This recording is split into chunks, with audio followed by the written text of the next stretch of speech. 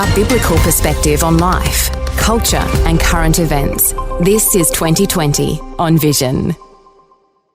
We're going to be asking today, what do we do when even Christian education institutions are going woke?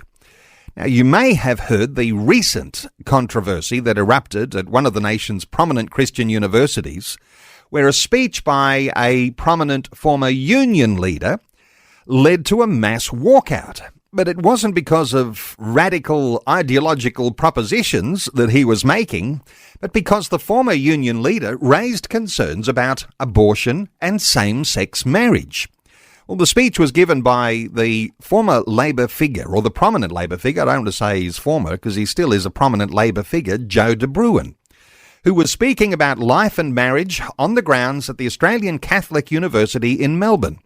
And just a note from the outset that Catholics and Protestants, even when you can recognise some divides, they share the same biblical values around abortion and marriage between a man and a woman.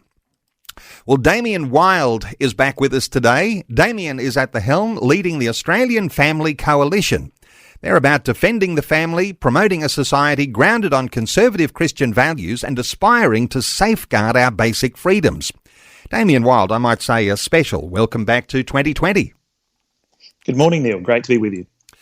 Damien, as I've just sort of set the scene there in an introduction, it gets bigger because the university is now arranging for refunds of tickets for those students and lecturers that were there, and they're offering counselling.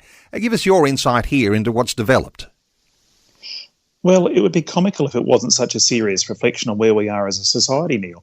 I mean, it's one thing for people to walk out over hearing such terrible things as life matters, marriage matters. Marriage is between a man and a woman. You know, God forbid someone should hear that at a supposedly Christian university. But then on top of that, as you say, whether attendees want a refund or not, apparently they're going to get one. And now the poor people who are so triggered by what they heard there on that day are going to be receiving individual and group counselling sessions. I mean, is this indicative of universities in general, this particular one? It beggars belief, and I'm very concerned. There was a little nickname that was created to talk about some people who are hypersensitive in these areas, snowflakes. Are there snowflakes in even Christian universities? Quite right, Neil, and I use this word myself in some communications with AFC supporters recently. I was musing on this morning as I went to pick up my coffee, because I half wondered if you might question me on this word and, you know, whether some of your listeners might feel it uncharitable or unchristian to use it. But really, what is a snowflake? It's something very delicate, something that melts without too much temperature applied at all. And I think, you know, we have to sometimes be, I wouldn't say sarcastic, but a little bit descriptive perhaps, and almost a little bit, what's the word? We have to draw attention to the fact that this is not normal behaviour. And if we have to have a bit of a laugh about it in how we do it, we run the risk of taking these sorts of ideas and reactions seriously. I mean, these are serious ideas. We should take the formation and well-being of these students seriously. But if we allow this sort of behaviour and give that too much credibility and credence, well, all that does is stifle debate and lend itself to cancel culture. Let's talk about Christian universities here for a few moments. And not all Christian higher education tertiary institutions are called universities, but the Australian Catholic University is a university, has that all of the kudos that comes with that higher terminology here. But you would not think it would be a problem, would you, for a Christian Catholic leader and a lay leader at that, talking about the sanctity of life and of marriage at a Catholic university? Give us your thoughts here about, you know, who is able and who might not be able, even comes into question now from this time forward, to be able to stand in front of a Christian university and deliver Christian things.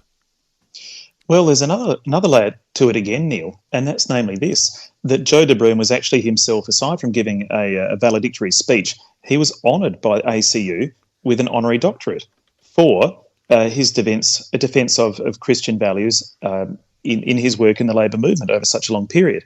Now, of course, people are so happy to hear him talk about his work on superannuation, his work on super rights and everything else. But when it comes to actually talking about defending life, marriage and the family, suddenly that's a bridge too far. there's a very selective view on which Christian values we're apparently allowed to talk about. So to answer your question, if somebody of the stature of Joe De Bruyn, a very prominent Catholic speaking in a prominent Catholic university, fully in line with church teachings, is suddenly blackballed, what he's saying is beyond the pale. To answer your question about who is allowed to say what where, well, it begs the question. I really feel, as I said before, that cancel culture is taking on a whole new life of its own when even supposedly Christian universities are shutting down Christian speakers. And I might say about Joe De Bruyn, and he has been our guest on 2020 a number of times over the years, and listeners might even be able to find in the archives somewhere, as you do a search on the 2020 archives, you'll find conversations, Joe De Bruyn talking about the Christian foundations of trade unionism. So that might be a whole big discussion too as to how far trade unions have moved from Christian roots. But here he was being recognised by the Catholic Church with an honorary doctorate, and that's something that's not handed out too freely.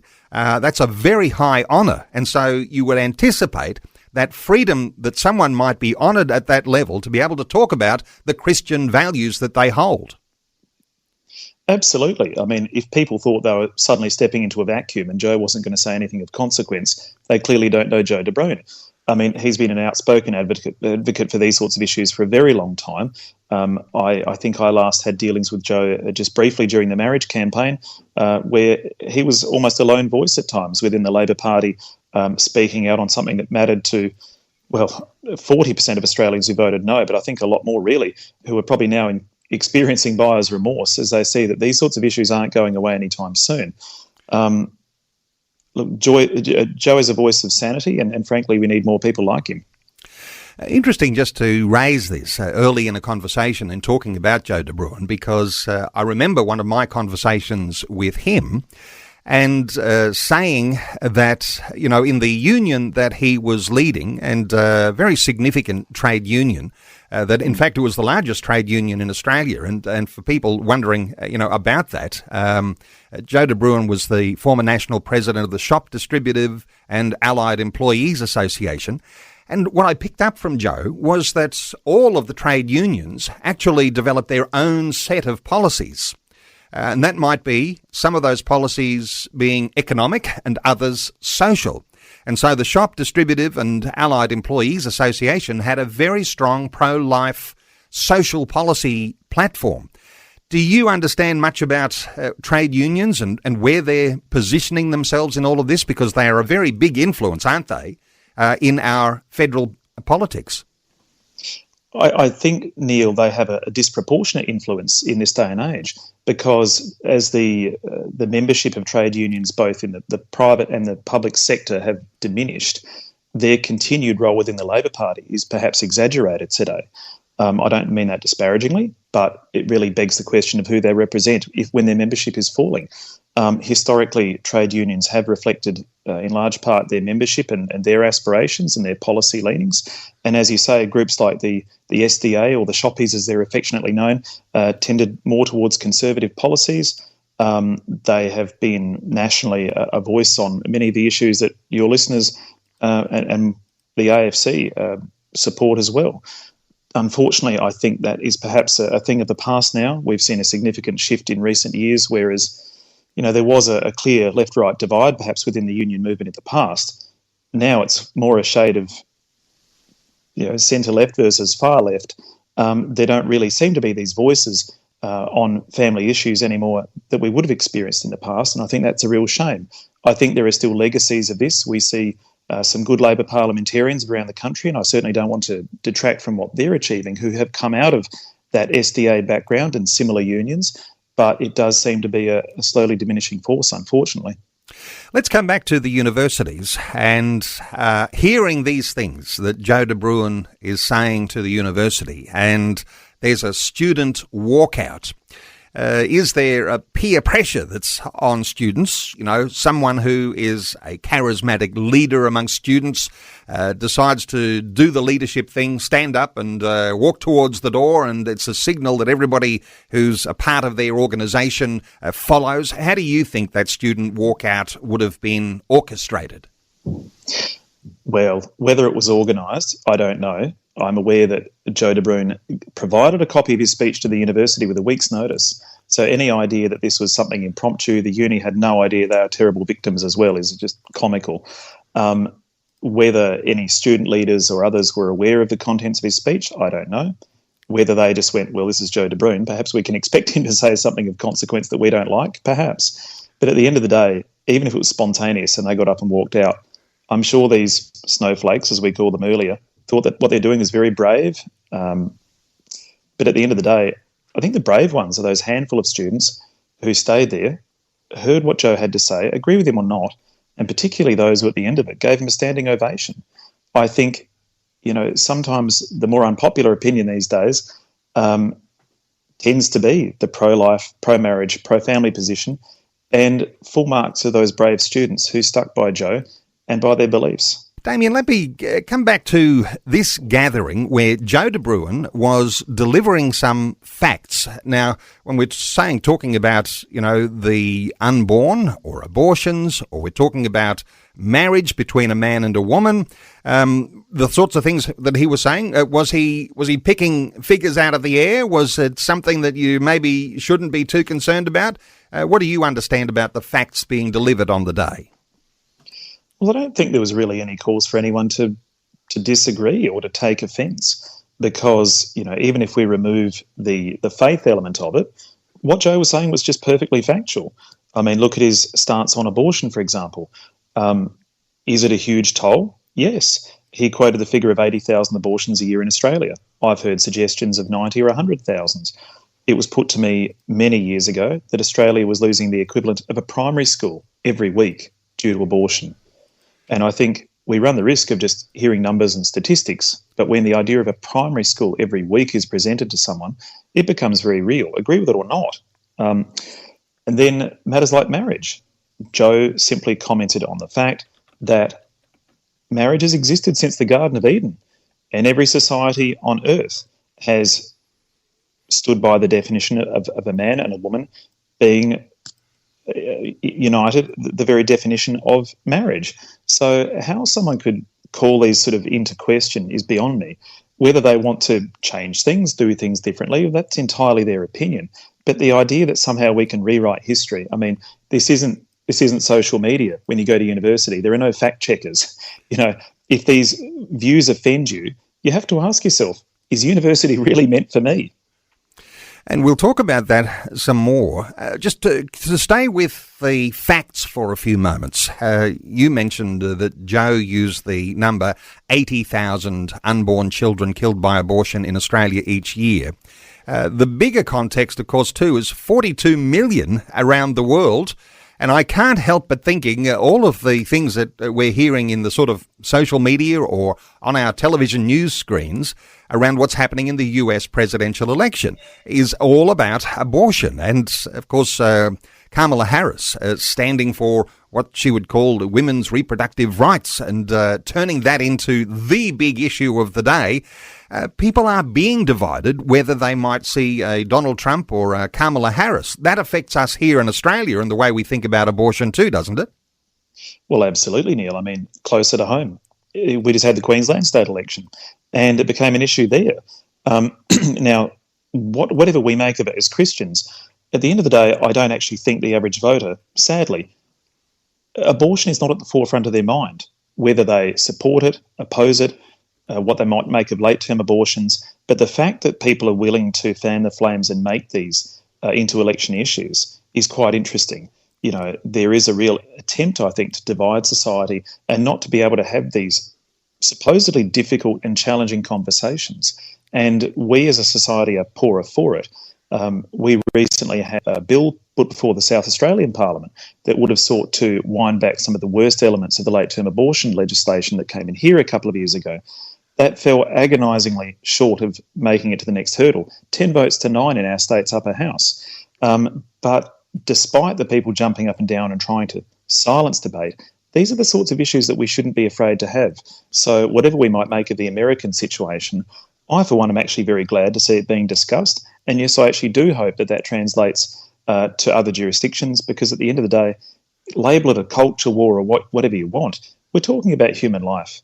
And if that's off limits, that's a pretty sad thing for our society. Now, anytime a leader stands up and says, I'm pro-life, or alludes to that, there is a pile-on. It's coming from the media organisations, it's coming from the opposition parties. Everybody wants to pile on. Of course, perhaps the prime example for that would be Tony Abbott, and with a strong Christian faith, a Catholic faith. That sort of, it wraps around you, doesn't it? That you are going to be pro-life if you are saying that I'm Catholic. You've had some connections there over the years too with these sorts of controversies arising. Well, I was just reminiscing earlier, Neil, it's 20 years this year since Tony Abbott, as the then health minister, which is rather ironic, to be talking about abortions, and perhaps very well placed on Tony's part. Tony actually came to my old stomping ground, Adelaide University, and delivered a lecture which, a bit like Joe de Bruyn's, caused immense controversy. In fact, much more at the time. Some of your listeners, it might be a bit to cast your mind back to the doings of a university 20 years ago, but Tony, as health minister, dared to broach the topic of abortion in his speech. And he talked about the fact it was a national tragedy. He gave the figure of 100,000 abortions a year. And he wasn't there to condemn anyone, to start a fight or anything else, but he simply wanted to start a conversation. And what happened that day, I can tell you. There were mounted police brought in. There was a near riot outside. There were people with megaphones. There were people being turfed out of the lecture, left, right and centre, because unlike Joe's, they didn't stage a walkout. They tried to chant and shut it down and carry on like the proverbial pork chops. And Tony's speech caused such a ripple effect throughout Australia and overseas. I think many of us were hoping that it would lead to the start of a genuine and heartfelt conversation on this issue. Unfortunately, what we saw was the reverse, the beginning of the clampdown. And it was only a few years after that that Dan Andrews in Victoria brought in the first late-term abortion legislation that we saw in Australia. So really, we still have not properly had that debate to this day. And people reluctant to stand up and just wear their true colours and say that they are pro-life for fear of being cancelled, just for talking about saving babies in the womb. Hey, we're taking calls on 1800 316 316. Damien Wyld is our guest. Let's take a call. Gerard is in Warrnambool in Victoria. Hey, Gerard, welcome. Oh, how are you going? Good, Gerard. What are your thoughts? Well, something triggered when the guy that you're interviewing, I'm not sure what his name is. Damien. But he said, Damien. Yeah, hi, Damien. Yeah, and I said, and because I watched Four Corners last night, and it was about what happened in the universities and how I think it was Harvard University, the 3 or 4 of the main people resigned because they were shown saying that they said, well, the students can put up what they want to put, but the question was put to them: do you support genocide of the Jewish people? And so they were made. They've all resigned, and so it's really going to put a question on universities whether or not, as you say, you should send your child to the university or not. Gerard, you're raising something so important because it's not just the abortion issue, and we've begun to focus on that, but universities have been a hothouse for growing an anti-Semitism and a pro-Palestinian force which has labelled Israel as genocidal. And as wrong as that is, universities have been able to propagate such things. Let's get a thought or two. Damien, your thoughts here for Gerard. Look, it's a very, very good question. And unfortunately, we've seen some shocking behaviour on that front in the last few months with sit-ins of universities and all sorts organised. And I utterly condemn those. But I think, quite aside from the sort of supposedly progressive mindset that pervades our universities, which lends itself to holding those sorts of views and behaving in that manner, I think both with that issue, on life issues, on all these sorts of things, what we're seeing as a result of universities are now teaching more what to think rather than how to think.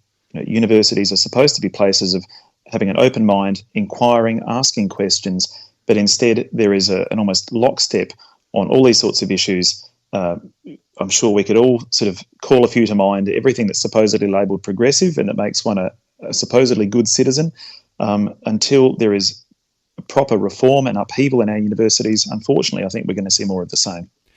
Gerard, anything further to add? I didn't catch the Four Corners program that you're talking about from last night, but anything further to add, Gerard?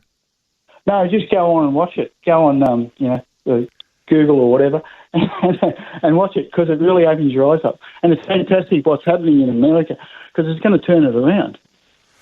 Okay, all right. Well, Gerard, thank you so much for that. Interesting, just picking up on that last comment, what's happening in America is going to turn it around. I'm not sure whether that's going to be the solution no matter who wins, but any thoughts there so far as, what's going on in the US? There's going to be a presidential election, and it's only like less than 10 days away. A lot of people are hoping that politicians will have the answers to all of our problems here. Any thoughts from you here, Damien? Well, we're told not to put our trust in princes, Neil. I think in terms of the US election, Trump, Kamala Harris, we could probably have an entire segment on that one alone. But look, I do think the result will be seismic one way or the other, because we're either going to see a continuation of progressive policies in the US, or we are going to see a bit of a turnaround. I don't pretend that a Trump presidency will fix everything. We don't have to like one candidate, prefer one candidate for their personality or anything else. But I do feel that what is being presented by a potential Trump presidency will be for the US's benefit, if I can put it that bluntly. We've already seen the results of it in terms of the pro-life front in the last few years, for example. I mean, the overturning of Roe versus Wade, I don't think the average punter who follows US politics and pro-life issues, even on their most optimistic of days, could have seen Roe versus Wade being overturned, in our lifetimes. I mean, certainly for me, I was very surprised when that happened, but it just shows what's possible. And it shows, personally, I think, if we can take something away for the Australian context, the need to be more involved personally within the political sphere, within advocacy work. If we just view all of this as a spectator sport, nothing will ever change here. We can look at America and say, well, that's great what's happening there. We can do these things here at home. I mean, remember in South Australia just the other week, we came within a couple of votes of seeing a major pro-life bill get through a House of Parliament. So these things are possible. It's up to us to get involved. Thank you so much to Gerard in Warrnambool. 1-800-316-316 to join in our conversation today. Let's take another call. Andrew is in Townsville in North Queensland. Hey, Andrew, welcome. Good morning, guys. What are your thoughts, Andrew? Yeah, just to add my 2 cents worth with regard to abortion. Abortion at any stage is murder, because life begins at conception. And that's a concept that has science on its side, has religious positions on its side. A quick thought here from you on that concept there, Damien? I think life is sacred from conception to natural death. And, the sooner our laws reflect that, I think we're going to be a much better society, a much better place for our children. Wonderful stuff. Andrew, thank you. Oh, and Andrew, anything further to add? No, that's all. Thanks, guys. Fabulous. Thank you so much. Just to develop this just a little step further. And it's interesting because in America, Roe versus Wade being overturned put the responsibility onto the states, so that, there's 50 states in the US and each one gets to then make their own abortion laws. Now, they were in some sense catching up with Australia, where the states already have that responsibility here. But the states have taken that to an extreme, and so we've got extreme abortion laws here in Australia. It's not necessarily an answer, just the overturning of Roe versus Wade. It really comes down to a matter of public opinion and the way public can be persuaded that those little lives actually have value. Coming up to news time, but a quick response from you, Damien? I'm glad you pointed that out, Neil. It's a huge misconception among a lot of pro-life supporters in Australia that we need our own Roe versus Wade moment. As you pointed out, we don't. There is nothing prohibiting us from making pro-life laws at state and territory level. The onus really is on us to try and bring about the sort of society we want to see, a society which respects life, which is in accordance with biblical values and teaching. Really, we've seen just in the last couple of weeks, as I've already said, how close we can come. And that's only a couple of years after that horrible legislation passed our state parliament, how quickly things can turn around if people are willing to get involved and, I dare say, commit to a whole lot of prayer as well. We'll take some more calls in just a moment, but before we do, come back to Joe de Bruin for a few moments here, Damien, because when he was making that speech, he said people have a fear of speaking out because they think it will harm their professional life. This is one of the fears that a lot of people tend to share, isn't it? Absolutely, Neil. And I think increasingly so, certainly saw it during the marriage debate, continue to see it, accelerating in the facets of society. Wear a rainbow badge in their workplace, and if they don't, they're ostracised. Or advancement may be hindered. Things that people are now. So I think Joe points to a very real problem that we're facing. But I've talked about this in my emails to people. Be brave, to be courageous, and I think some people might say, well, it's all well and you're not in my workplace, you don't have to endure the difficulties and the obstacles on my. Joe made the point that in his that he was often in difficult situations. Just a few things cutting in and out with our signal right now. Usually it corrects itself after a moment. We'll just persevere for a moment there. Let's see if we can get that worked out. In the meantime, let's take a call. I've got an anonymous caller calling in from Perth in WA. Hello, anonymous caller. Welcome along. Oh, thank you very much. Babies don't appear in a woman's womb by osmosis. No one talks about the father. What's the saying? It takes two to tango. If the mother is unsure of who the father is, then a suspect father should be subject to DNA testing, perhaps. You make some very good points in that. The father is ignored in the thought that this is a reproductive right for women.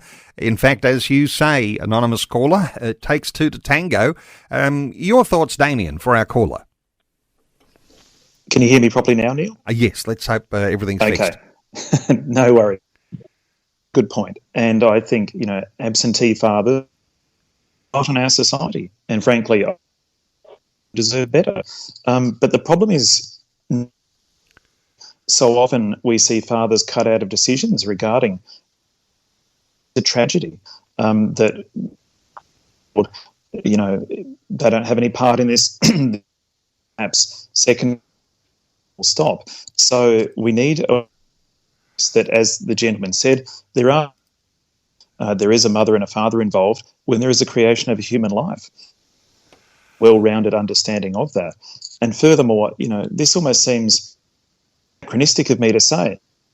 People dismiss relevance. Yes, sure, you don't need to be married to the world, but I think when we start to think about what the core that there's a man involved in this, when we want to present that in a practical way, we see which has been considered so important by culture because marriage provides stability.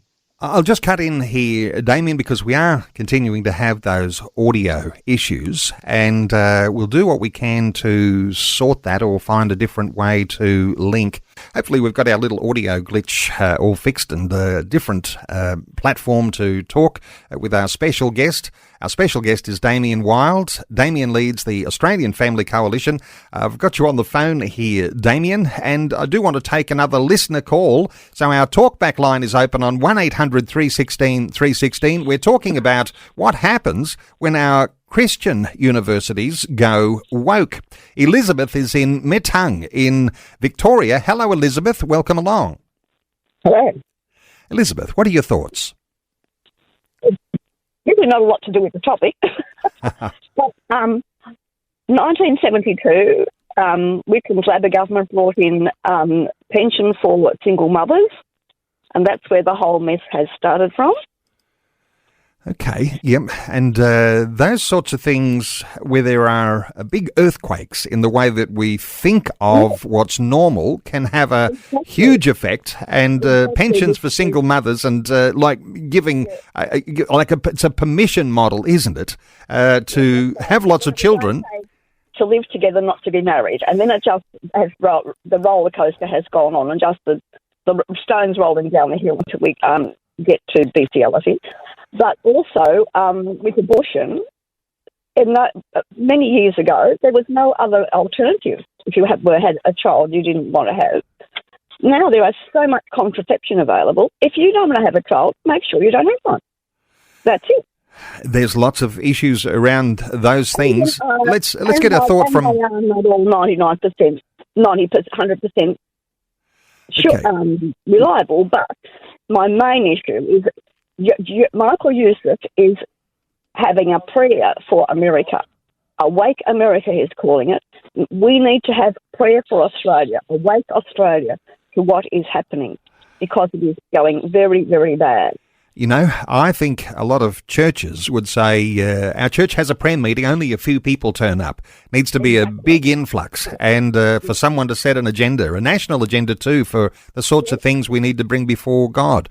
Hey, let's get a thought or two here from Damien Wyld, reflecting back to those years, Gough Whitlam, and changing some things in monumental ways. Damien, your thoughts here for Elizabeth? Well, Elizabeth's comments alone could cause a segment between us, Neil. I think there's a lot of big issues there. And as soon as Elizabeth mentioned 1972, I suspect that it would go towards Gough Whitlam and the Pandora's box his government sort of unleashed on the family front. I think the most important takeaway from that is that government policy, particularly economic policy, has a huge impact on families and family formation and what our families look like.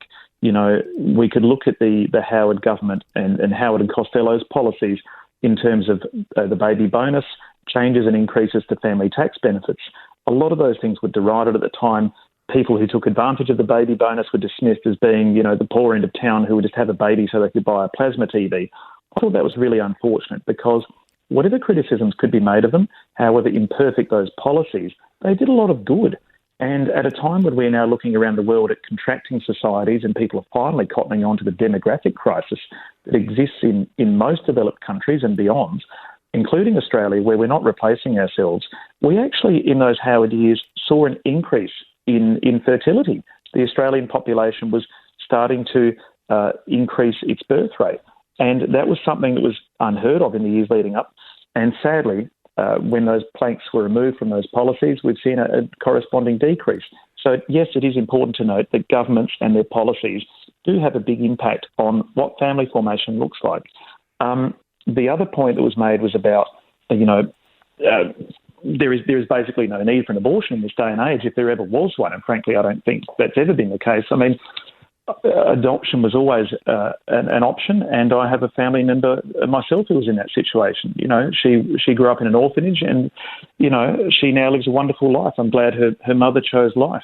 What we need to do, I think, is create a society where abortion is really unthinkable. Yes, there is the legal side of it, and we talked about various bills going forward in the US and South Australia and beyond. But really, first and foremost, we need a cultural change. We need to rebuild a culture of life, and a culture where human life is valued, and an abortion would just be an unthinkable thing. I think that's the task before us. Well, we might dream about a time when abortion is unthinkable. Elizabeth from Metang, any further insight from you? Well, maybe that we have to start thinking about the baby as a person, because the mother has rights, but the child has no rights. I think you're absolutely right. That child is a person in that mother's womb. Elizabeth, I want to thank you so much for a great insight to offer today. 1-800-316-316. Let's take another call. Let's hear from Richard in Alstonville in New South Wales. Hey, Richard, welcome. How you going, guys? I just had one or two questions, kind of a comment. I was listening to Christian conservative commentator in the States, and he was doing like a Q&A or whatever in one of the universities in America, and he was talking. It was with a bunch of secular left-wing university students, and I was talking about abortion was the first topic, and there's a lot of talk about when is a baby classed as a baby, so it's a fetus. And there was a lot of words like parasite and things used, and cells in the womb don't form until a certain point. So the baby's not classed as life until it's actually born, and all these sorts of things, and how it feeds into laws. Where do you stand on, is it a evolutional viewpoint, or is it a secular Marxist viewpoint that we've taken from science or biology or something and twisted in the world, not talking about the kingdom? Okay, let's come to our guest, Damien. The views of the child in the mother's womb. And this is long part of the debate. When is that formation an actual person? And, I think we're going to agree that life begins at conception and all of those ingredients are there for a whole person right from the very start. But your thoughts here about why we think of things a little bit different and the terminology used, Damien? Well, I think the answer to that question, when does a life becomes a life? If you're a Christian, if you're someone who actually respects science, it starts at conception, because anything else is arbitrary and illogical. It just doesn't make sense. It doesn't suddenly become a baby when it's born. We have premature babies surviving earlier and earlier, which puts the lie to that comment. But I think if you're looking at it from a secular, contemporary sort of point of view, the answer to the question is, when does a baby become a baby? Well, when it's wanted.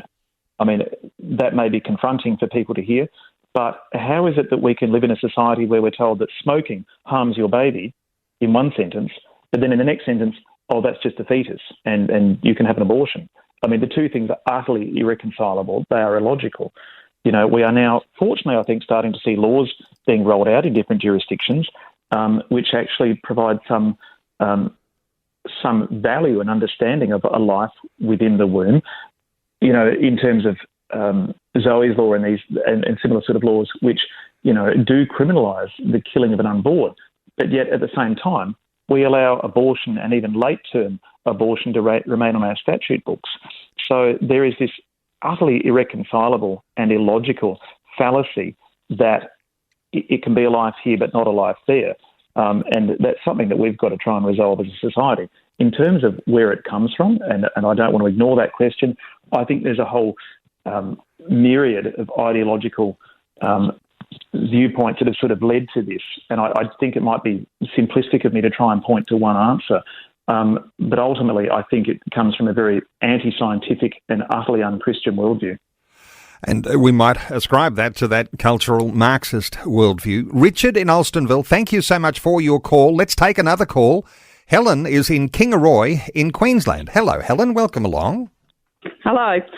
Okay, so I work in childcare and, we're always told mandatory report anything that is where the child get hurt in any way. Now, as far as I'm concerned, what is the difference between us saying that mandatory reporting for harming and hurting a child and doing the same thing to an unborn baby? It doesn't make sense, does it? It doesn't, Yep. Damien, a quick comment for Helen here?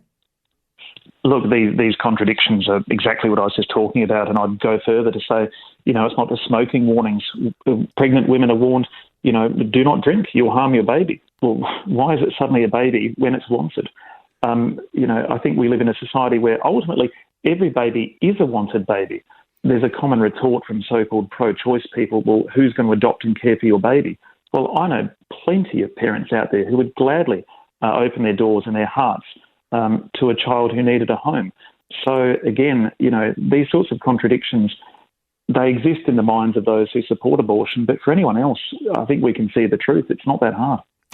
Helen in Kingaroy, only a brief comment, but thank you so much for it. Time's running short. I don't want to miss the opportunity to hear a thought or two from you, Damien, as we're talking about our universities And what happens even when our faith universities are going woke, Christian universities?